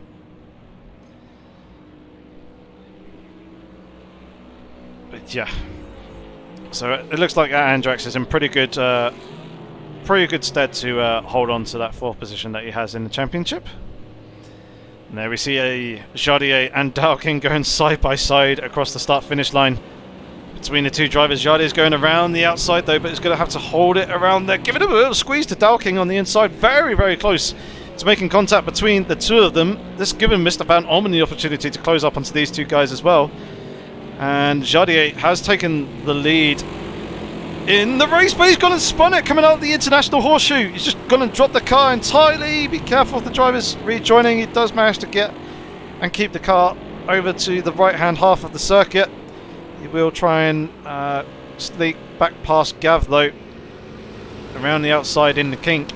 But that's dropped Jardier from a momentarily lead in LMP3 down into 4th position, as Suomi did manage to pass him, but Suomi is only there just under 2 seconds up the road from Jardier now. So he's got a bit of a target to chase. Smolder is still running there in 5th position at the moment. He's got a gap of 33 seconds now to Bo. Very, very interesting to see that Smolder has managed to increase the gap between them. This could potentially help him when it comes to the pit stops. Didn't quite see how much time that Bo actually lost when he made his stop, but 8 the Ace is now just over 4 seconds behind Bo, so I'm assuming that 8 the Ace has made his stop in this race as well. And you can see him just well off in the distance. Mr. Van Orman now is looking to threaten Dowking, trying to pick up that slipstream and is being forced to go higher up and around the outside in the banking into turn 1. Coming onto the brakes now though. It's looking very, very steady for both the two drivers. Dowking taking a nice tight line to defend that lead that he currently holds. Mr. Van Orman just slopping in behind for the moment. And actually there's been a change at the head of the GT4 field as well. D'Couza's managed to get himself ahead of M-Power, and in that change of position they have not really lost too much time to Scott behind either. In fact, the gap has continued to increase. It's now locking up around 2.5 seconds. So at this phase of the race, D'Couza and M-Power seem to have the measure over Scott and is extending that gap out in the previous lap round. You can see that the difference between the two lap times with M-Power and D'Couza both in the low 53s, whereas Scott was in the low 55s, so a good 2 seconds difference there that they lost, or Scott lost on the previous time round. So Scott may have actually closed up onto the back of these two drivers on the previous lap off camera, but has obviously gone and lost that once again. But we're seeing here M-Power picking up the slipstream of D'Couza there in front of him. It's coming through turn 12 on towards the start-finish straight. He's not really picking up too much of an advantage over the BMW at the moment. Coming through,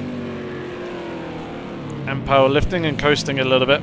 There you can see currently holding second place and then drops down into second place. That was what I was talking about earlier with M-Power using a H pattern gear shifter, and rather than heel towing and shifting down through the gears sequentially like you would usually, going from 6th to 5th to 4th to 3rd to 2nd, he just skips gears. So he just purely focuses on the braking, brings in the clutch, and then obviously slots the car, or slots the gear that he needs just as he goes to turn in or through the mid corner there. As D'Couza gets very, very crossed up on the exit of the Western Horseshoe, allowing M-Power to close up a car length or two onto the back of him. D'Couza actually feeling threatened and having to go defensive there. Coming through turn 6, M-Power's got a bit of a run here, as you can see, looking to pick up that slipstream. I think D'Couza is just inviting him to go and take that lower line. What is actually the fuel load difference between the two? So M-Power, we can see there, has got 30.5, 30.6 litres. D'Couza has 34.5 litres, so a good 4 litres difference between the two drivers.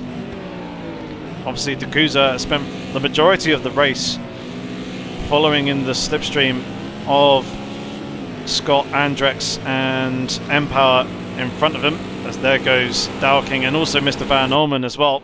D'Couza was forced to hold a slightly higher line there to let the two Ligiers go through off the exit of the bus stop chicane, but yeah, D'Couza has managed to save some more fuel over M-Power, which will probably fare in his favour when it actually comes to the pit stops and taking fuel on board. Let's jump on up to Mr. Van Orman and Dowking as they're side by side coming into the first turn. Mr. Van Orman though having to slot in behind the Ligier there in front of him. Is very, very close between the two as they now come into the International Horseshoe. Mr. Van Orman be looking to try and do the switchback, try and focus on getting that good drive coming off the corner using the full width of track available to him. We do have Nyla there in the KTM in front. Ligier drivers choosing to back out and just follow him through, but will go to pass him coming into the Western Horseshoe as both drivers are looking very, very lively under braking then through the actual turning point of the corner. And again, Dowking getting very, very sideways there coming through turn 6. Coming out onto the banking though, getting a pretty good run, getting the traction that he needed coming off the corner to hold the couple of car lengths that he has over Mr. Van Orman at the moment, but surely Mr. Van Orman will close these up as they approach the bus stop chicane. Dowking looking a little bit defensive, but then comes to retake the racing line. Hasn't quite managed to get the line that he wanted coming through the corner. This is allowing Mr. Van Orman to get a brilliant run coming off of the corner. I think Mr. Van Orman nailed that there, and Dowking, I think, actually potentially may have got a slowdown penalty and instead is letting him go. There's a flash of lights there from Mr. Van Orman. Not entirely sure what that is for exactly. It could just be indicating it's coming into the pit lane. Both drivers are actually coming into the pit lane. Suomi is going through and continuing on his way. He's got 6.4 litres, whereas Mr. Van Orman has got 4.6. And Dalking, where are you? It's got 7.6 litres as well. Jardier is now also into the pits with 7 litres of fuel. So these guys are in making their pit stops. No, do not say it is. Do not say I just saw who I thought I saw in the pit lane there. I think I just saw Bo parked in the pit lane, retired. I did not see him in the standings. Jardier has just gone straight through the pit lane without stopping. Interesting. I'm guessing that he completely missed where his pit marker is, but it seems like Bo has retired from this race and is no longer running or participating. I'm trying to find a driver who is in the pits and can give us that view. Currently there is the Kuza.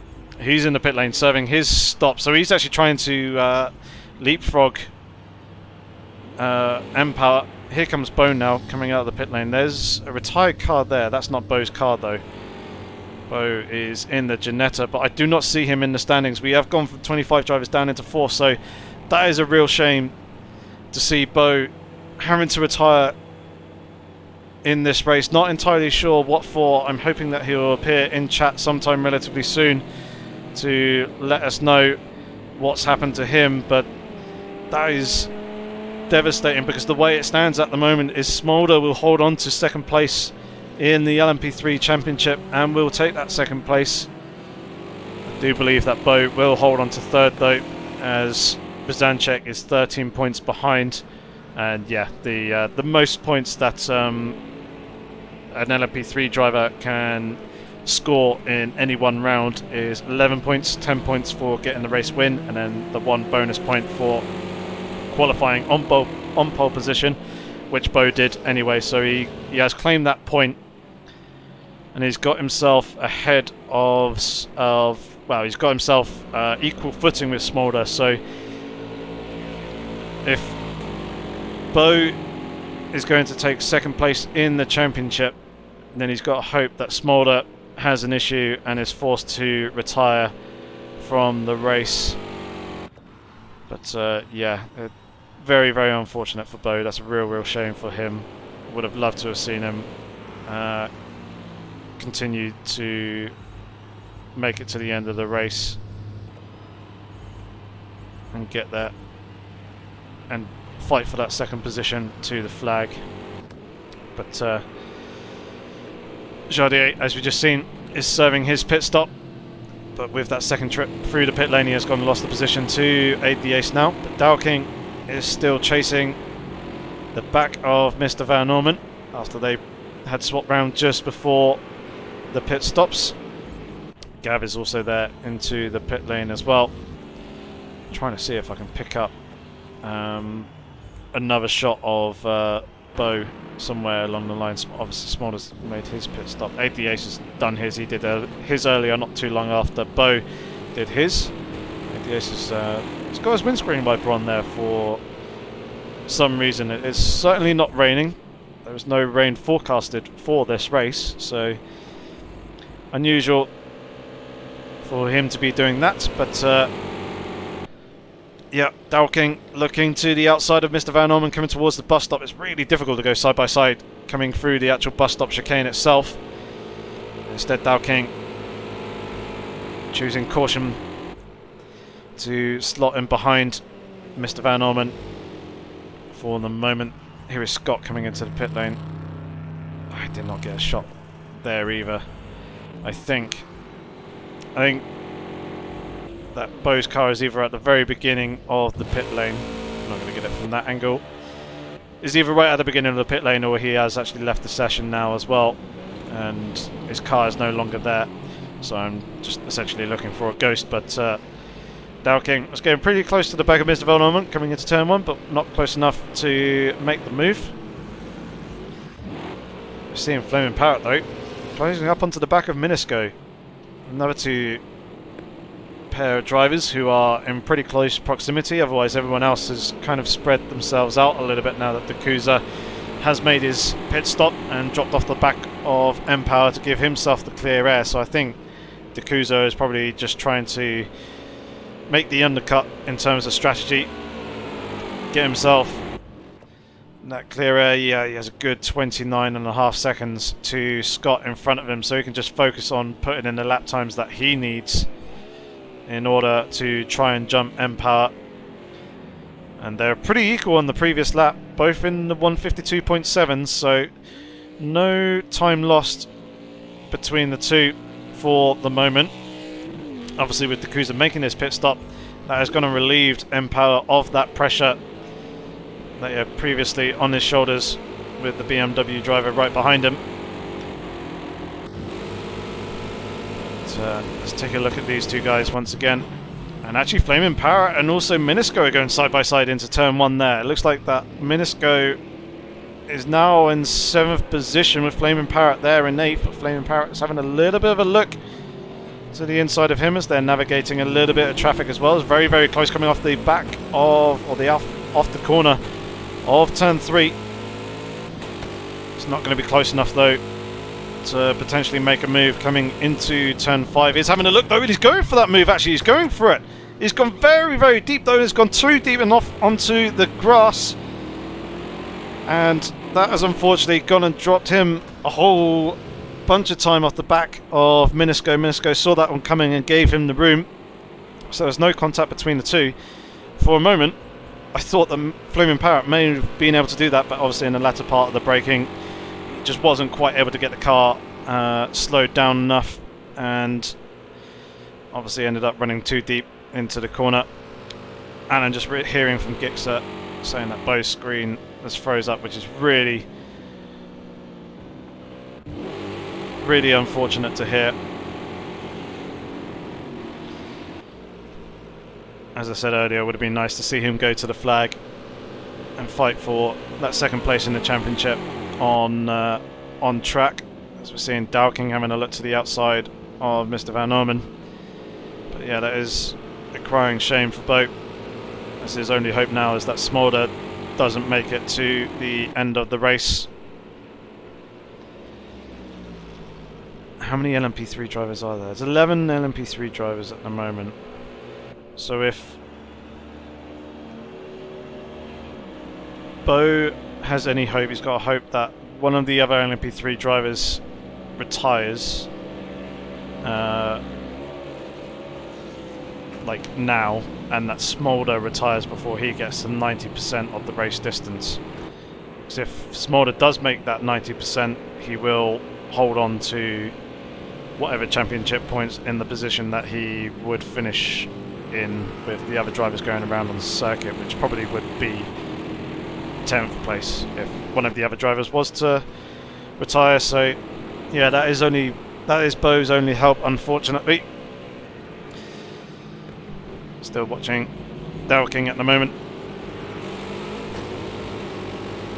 He's obviously lost touch to Mr. Van Orman a little bit, but Mr. Van Orman is being held up quite severely now coming through turn 6 by the traffic. There's one of the LMP3 drivers and also a GT4 car there as well.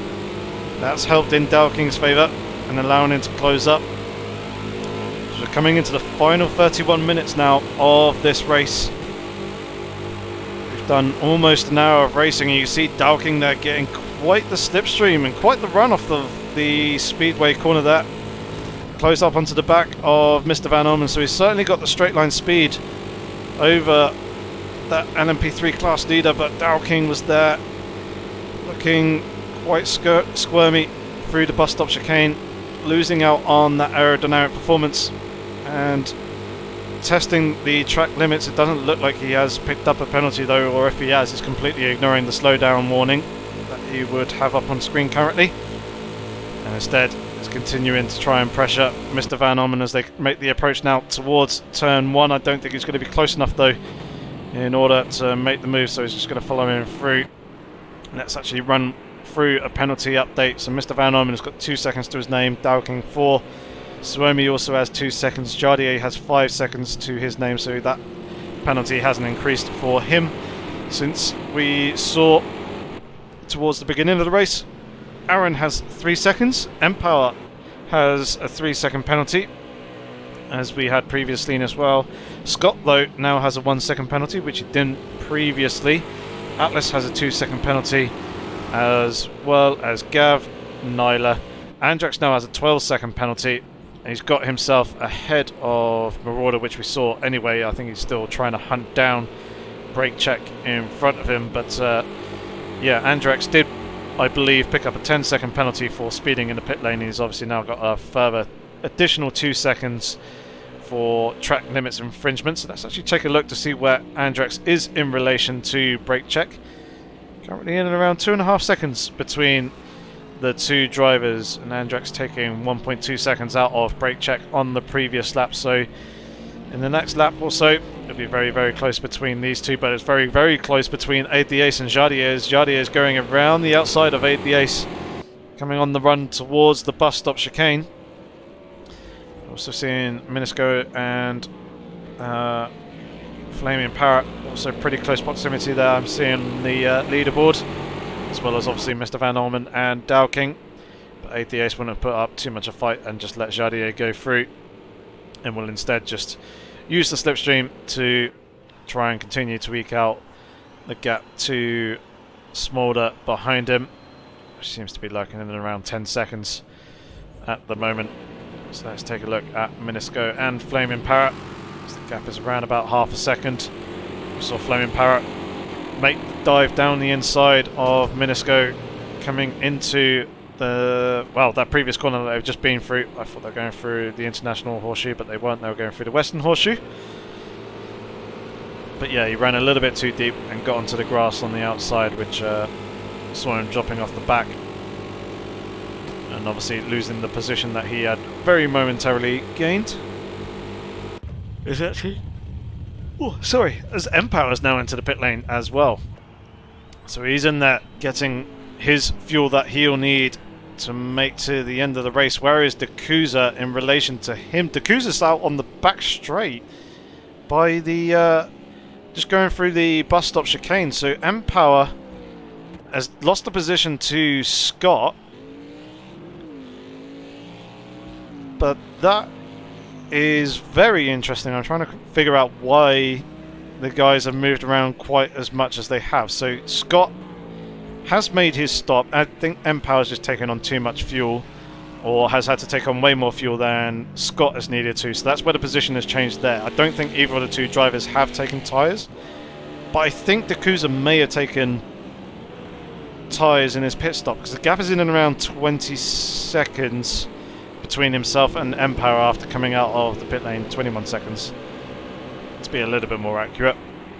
And then the pit stop tyre changes is usually around 14 to 16 seconds in length, and obviously when you're stationary at that time as well, you lose that little bit extra in the pit lane. So I think Dakuza may have taken tyres in his pit stop, but that has seen him drop way off the back of Empower and Scott in front of him.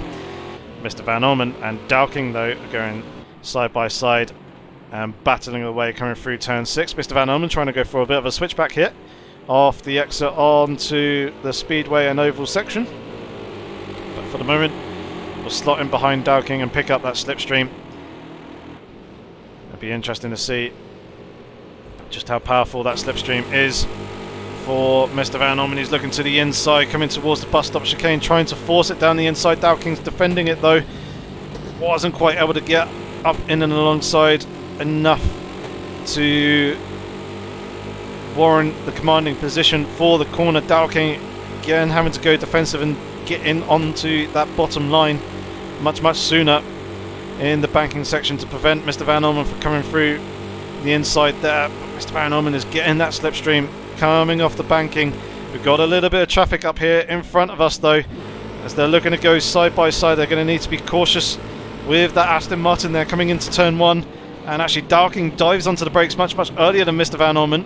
Mr. Van Orman tries to hold it around the outside. They're now going to have to try and navigate that Aston Martin, and Mr. Van Orman does take that position and take the lead in the LMP3 class, with Dowking dropping back and conceding position momentarily, going into second as they're now lapping one of the LMP3 cars. He does a good job of getting out of the way, and then is also going to slot themselves past Andrax as Dowking nips up the inside through the kink.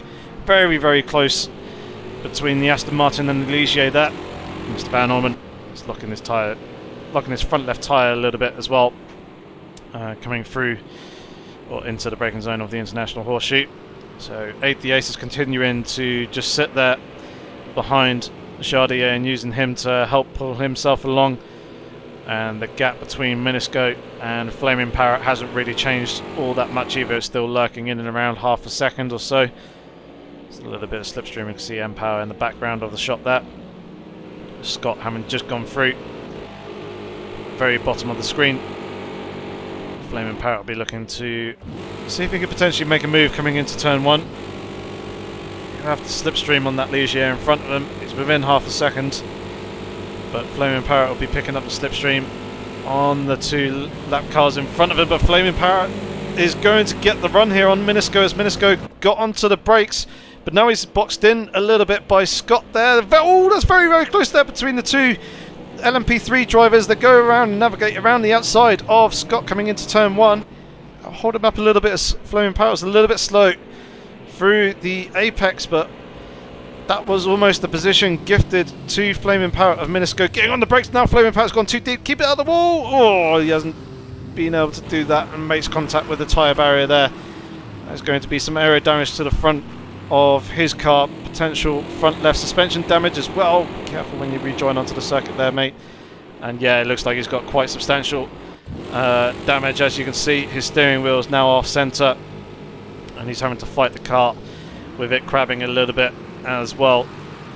So that's taken Flaming Parrot out of contention of 7th position with just that one simple mistake. He's got a bit of lap traffic there behind him, and his teammate Logan is going to be closing up behind with that. Gav has now actually closed up onto the back of Carlitos, going deep though into the bus stop chicane. Just about manages to gather it back up though and keep it on the circuit without too much drama. But Carlito has managed to nip Gav in the pit stops. He's got 44 litres of fuel on board, whereas Gav has got 56, as you can see. And now, oh dear! Flaming Parrot has just gone skyrocketing up through the air, somehow. Not entirely sure how, we just caught him mid-air, coming and crashing back down hard. He has gone and lost the front and also the rear bumper. Is that potentially... I think he may have been struggling with the steering of the car and potentially hit the wall. His teammate Logan has gone through. It seems like Logan is unscathed by that, but yeah, I think Flaming Parrot possibly just carrying a little bit too much speed with the damage that he has, lost control and hit the wall. He's gone and flipped the car and incurred even more damage. It's going to be pretty frustrating from him as Aaron has now just gone through, demoting Flaming Parrot into 10th place. I wouldn't be entirely surprised if Flaming Parrot actually comes in and parks the car. He does have a minute in hand to Bernetto behind him, but that damage there that he has is quite substantial, and it's going to take quite a while in order to repair. As we're seeing brake check pretty close to the back of Atlas, and actually Andrex has managed to get himself past brake check as well. It's going to help him secure that 4th position in his championship. But yeah, he's also obviously managed to get past Atlas. As Flaming Parrot is now in the pit lane to repair that damage and get some new bodywork.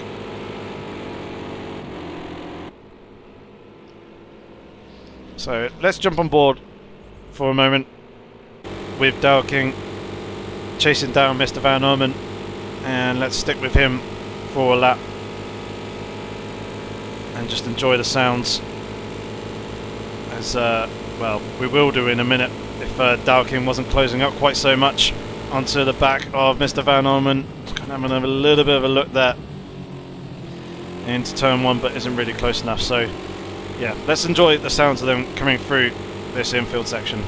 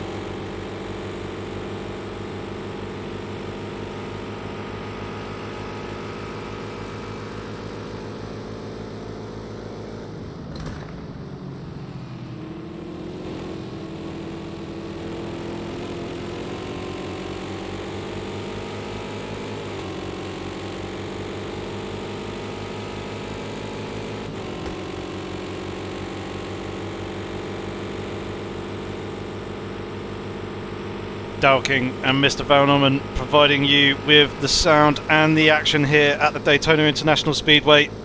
As Dowking is looking to the outside, getting the run off of the bus stop chicane, has made the move around the outside, and Dowking takes that lead in the LMP3 class. Mr. Van Orman conceding the position.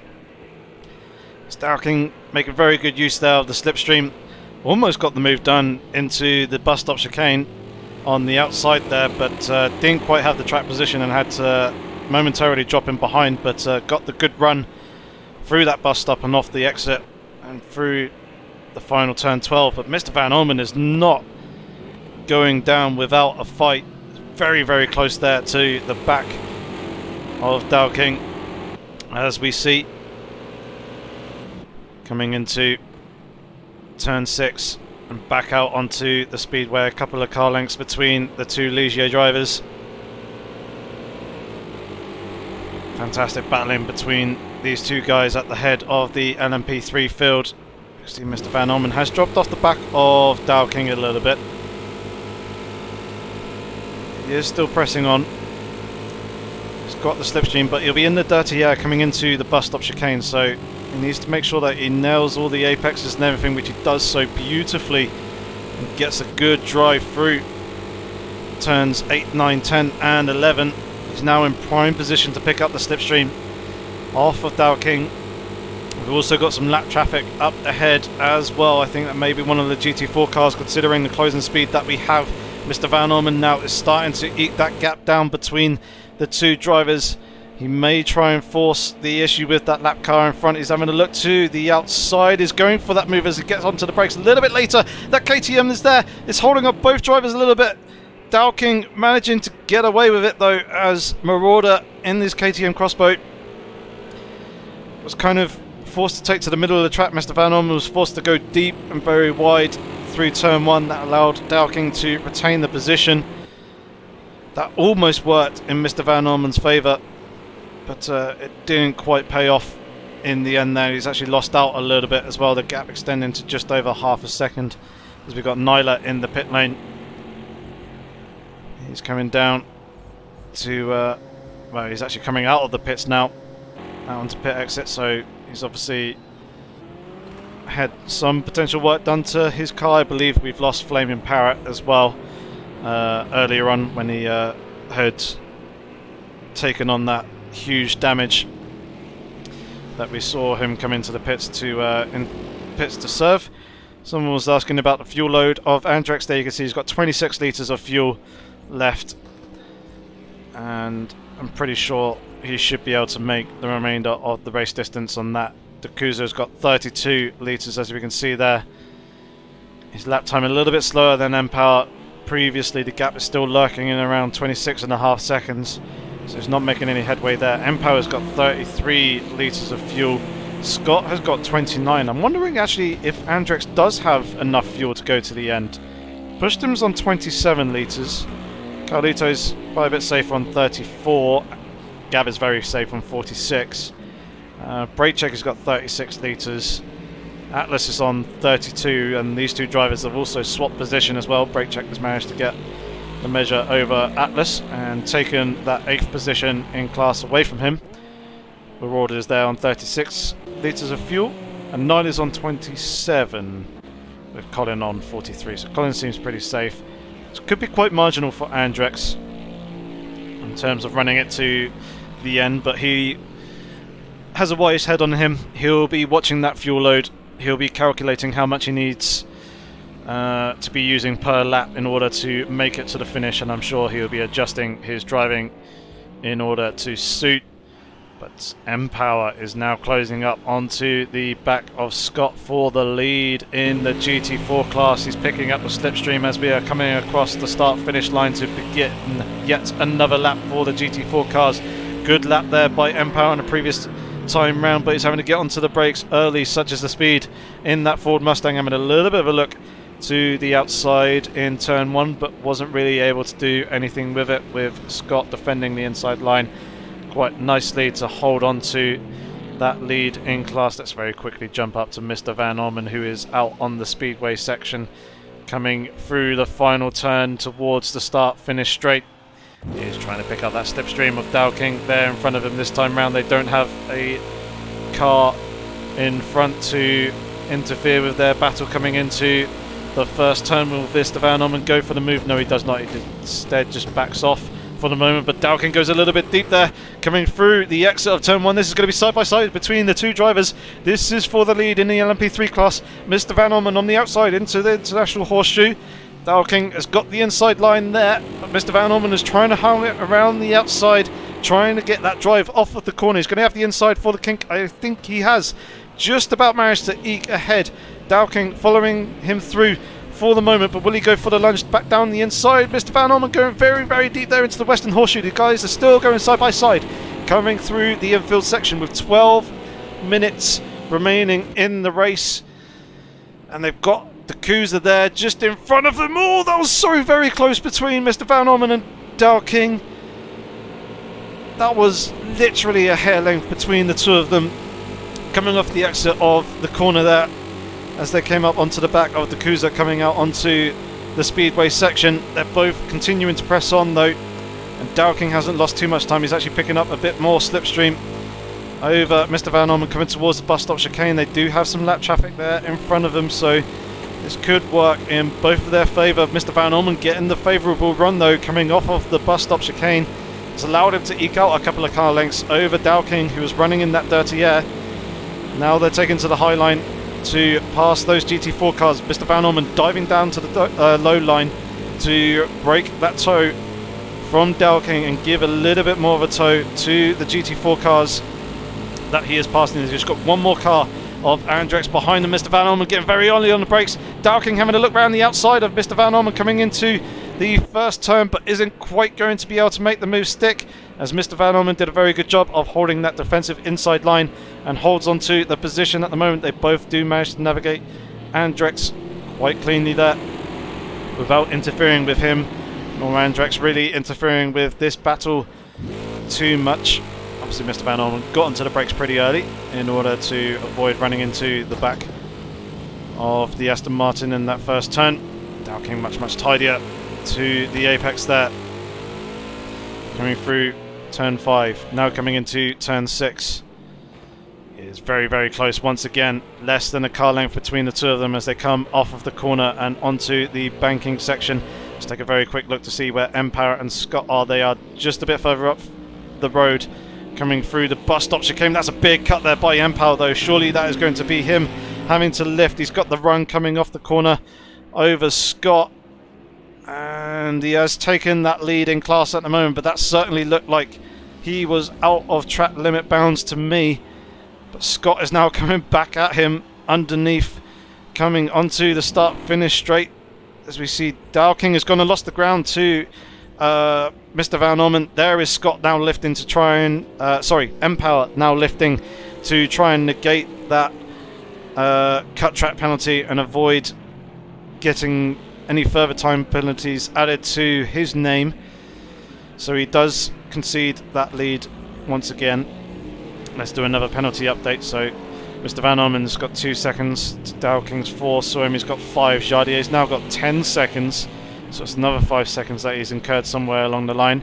Aaron has still got his 3 seconds. Scott has got 1 second, and Empower's now got 5 seconds worth of penalties. It was previously 3 from what I remember, so he has incurred more time penalty there, which is going to make it ever more difficult to try and pass Scott and then extend out the 4-second lead that he'll need to clear Scott's penalty. There is less, well, there's 9 minutes and 30 seconds remaining in the race, and then obviously the lap that the countdown timer reaches 0, the remainder of that lap will also count in this race. So he hasn't got a huge amount of time in order to do it. Atlas and brake check are still battling away there, as we can see. Still in relatively close proximity. Brake check is starting to eke away from Atlas ever so slightly. Ooh, that was Colin going a little bit deep there with Dakuza just behind him.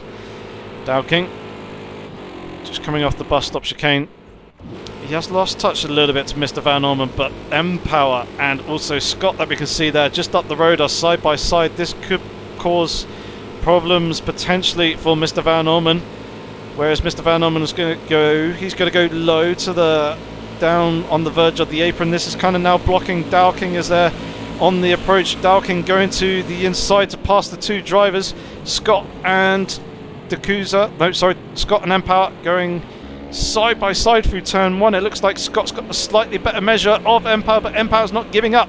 M-Power's got the inside line coming into the international horseshoe of turn three, and Scott is going to concede the position for now. He doesn't really need to fight the position too hard, to be fair, in order to take the win of this race because of the 5-second penalty that M-Power has.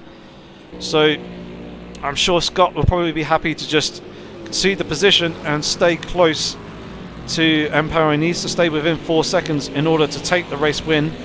Obviously M-Power needs to get 4 seconds clear of Scott in order to hold on to that lead that he has now taken, so he's got his work cut out for him. And unfortunately Dakuza is still a good 27 seconds off, so this time around the strategy hasn't really worked out for him. Hasn't really been able to make it work and get the undercut on the two GT4 competitors of Scott and M-Power.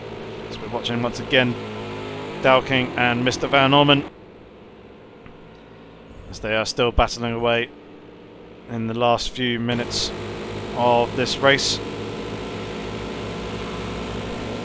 navigating the lap traffic there have pushed them.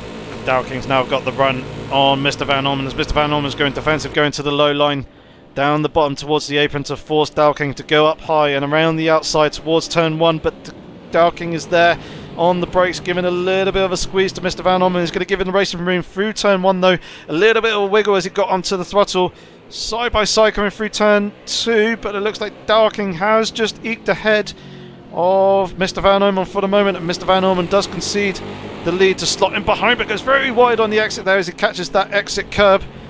That could potentially be a slowdown penalty for him unless he backs off and tries to clear that one.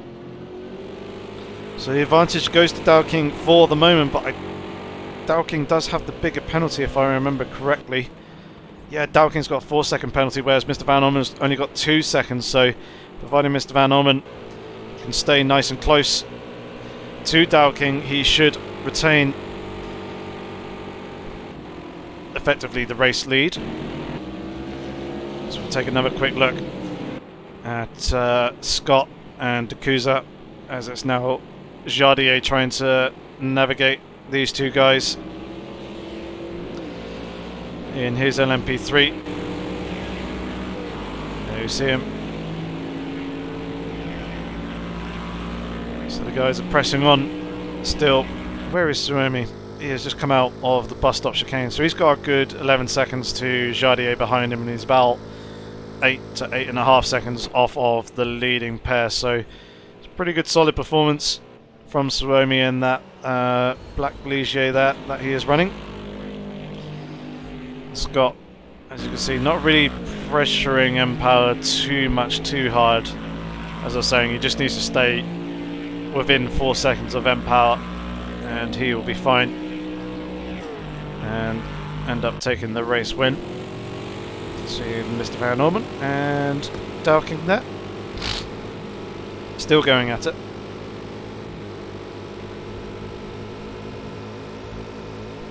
So Brake Check and Atlas are still relatively close.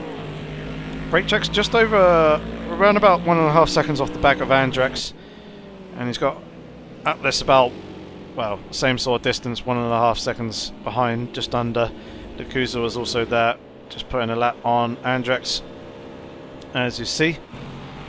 And there's Scott giving a flash of lights to Gav, obviously wanting that Aston Martin driver out of the way so he can continue to pursue and stay close to M-Power in front. And Gav does a very nice job there of letting Scott through without hindering him coming into the Western Horseshoe. 88 in the background of the picture there. working his way through the lap traffic as well. I believe that is Carlito in the Aston Martin. There is ADS. Still in the 140s. Suomi the fastest man on the circuit at the moment as we're into the final 3.5 or so minutes. For 39.8, but previous time round Dowking and Mr. Van Orman there, both with mid to high 39s. That's where he goes and does a 39.9 on the previous lap around, but yeah, Dowking going a little bit deep there in turn 3. That could allow Mr. Van Orman to gain a car length or so onto the back of his lead. And then at the front of the GT4 field, Scott is still keeping that gap under a second to M-Power. He's taking a good 6/10 out of him on the previous lap round as M-Power goes a little bit deep there coming into the first turn. Good. He managed to get a decent drive off the corner, but he has gone and lost another 0.3 of a second or so as Scott closes up even more in the braking zone coming into turn 3. Very, very close between the two GT4 drivers at the head of the GT4 class field. Scott wanting to have a little bit of a look at M-Power, continue to pile the pressure on and see if he can actually do the pass back on circuit rather than waiting for the penalties to come into effect at the end of the race. As M-Power goes and loses it coming out the exit onto the banking section. Just a little bit too much throttle, has gone and lost the rear of the car. Plenty of room there to avoid making contact with anything, but that has conceded the lead to Scott. He's now a good 2.5 to 3 seconds off behind him. He's got plenty of space to Dakusa in third. So Scott has gone and retaken the lead there. You can see him in the foreground of the shot, just going through the bus stop chicane. You have Gav between him and M-Power. But that has put an end to that GT4 battle between those two drivers. So let's jump back up to the LMP3s as Mr. Van Orman is still very much there fighting with Dowking. Dowking gets very, very sideways coming out the exit of the corner, lighting up those rear tyres. That's really going to hurt the traction on the rear of his Ligier and affect the run coming onto this speedway section here. Mr. Van Orman obviously looking to get that slipstream, get himself into that disturbed air, path of least resistance to close up onto the back of Dowking in front of him, and he want a good clean run through here. That's a good exit, a much better exit than Dowking's going to get, because Dowking was well off the circuit there. Surely that is going to be a slowdown penalty for him. They do have Colin here in front of them that they will try and navigate. Dowking for the moment continuing to keep his foot in it. They're going to cross the line with probably about 15 seconds remaining in this race, so we're going to have one more lap before the end. Mr. Van Orman closing up in the slipstream, isn't going to be close enough to make the move into turn 1 though, but did Dowking get on the brakes early enough to slow it down? Yes, he did. He's actually managed to gain a couple of car lengths over Mr. Van Orman doing that as well. So there is that countdown timer reaching 0. This is going to be our final lap of the final round of our very first season of the Apex Online Racing IMSA Lights Endurance Series. As Mr. Van Orman has Atlas there, I believe it is, for a little bit of company, and navigates around the outside of him coming into the Western Horseshoe. M-Power and Scott have closed up the gaps between each other very, very dramatically. It was 2.5 seconds. It's now back down onto under half a second between these two, so very, very close. They are going to have one more full racing lap as well in order to settle it between them. Mr. Van Orman and Dowking are out onto the pit straight. ADS though is having to make a pit stop in order to get more fuel. He's only got 0.01 of a litre. That's cutting it very, very close there. But Scott has gone and lost the position to M-Power. M-Power's managed to get it into turn 1. Empower's managed to retake that lead. Dowking is coming through the final turn now. He has the gap to Mr. Van Orman, though. So Dowking is going to be coming across the line in first position, but that is going to be very short-lived because of his penalties. So Dowking taking a very momentary win before Mr. Van Orman claims that off him with less time penalty. Fantastic driving between those two. Suomi goes across the line to claim third place in the race. Jardier will be coming across the line next to take fourth, as he is just coming across the start-finish line now as well. There he goes. And then Smolder has managed to get himself ahead of Aid the Ace, with Aid the Ace having to dive to the pit lane to get that little bit of extra fuel just to make it to the end. Just promoted Smolder up into 5th position in this race, as Empower and Scott are still going at it. A little bit of a flash of the lights there to try and clear that Aston Martin as they're coming into the bus stop chicane, but that Aston Martin's not really giving Scott any sort of quarters coming into the bus stop there. That's going to compromise Scott quite heavily, and he's gone and lost contact with the back of Empower, which is very much unfortunate for him. Here we're seeing Smolder coming across the line though, and he will come away with 2nd position in the LMP3 Championship after Bo unfortunately having a screen freeze and retiring from the race. Empower is going to come across the line just in front of Scott, but Scott is going to take the win in the GT4 class. Such is the penalties that Empower have. There's all the drivers parked up doing donuts. Aid the Ace just come across the start-finish line there. Logan has already finished. Aaron has also finished there as well. Minisco has just come across the line as one of the last drivers, and there was one other as well. So here is the final classification then for the LMP3 class, with Mr. Van Orman taking the win with Dowking in 2nd, Suomi 3rd, Jardier 4th, Smolder in 5th position, Aid the Ace coming home in 6th, Logan 7th, Aaron in 8th place. 9th place goes to Minisco with Bernetto in 10th, J Peaches in 11th, but of course Mr. Van Orman, Suomi and Jardier will not be classified in their positions and will not get the points from that, and instead obviously Dowking will take the win with Smolder 2nd and Aid the Ace 3rd. And then in the GT4 class we have Scott taking the race win after Empower was not able to get the gap that he needed to clear that 5-second penalty. Dakusa in 3rd place, pushed him in 4th. Gav in 5th place. 6th place goes to Carlito. Brake in 7th. Atlas in 8th. 9th place went to Andrex, so he holds on to that 4th position in the... actually, yes he does. Yes he does. Yes, he does. I don't think he. I don't think Brake. So Brake would have got. Where did he finish? 7th position. Sorry, bear with me 1 second. So Brake would have got 6 points, which wouldn't be enough to get Andrex for 4th position in the GT4 class. So 9th place does seal that for Andrex. Marauder in 10th. Nyla in 11th position. 12th place goes to Colin, and then TPW will head up the rear of the field, retiring in 13th place. So that is unfortunately the end of the very first season of the Apex Online Racing IMSA Lights Endurance Series. Fantastic racing between all the guys throughout the season. It's provided some fantastic battling, as we have seen on track from start to finish in near enough every single race. Multi-class racing at its finest, with the lap traffic keeping us entertained all the way through the season. So it's been absolutely fantastic.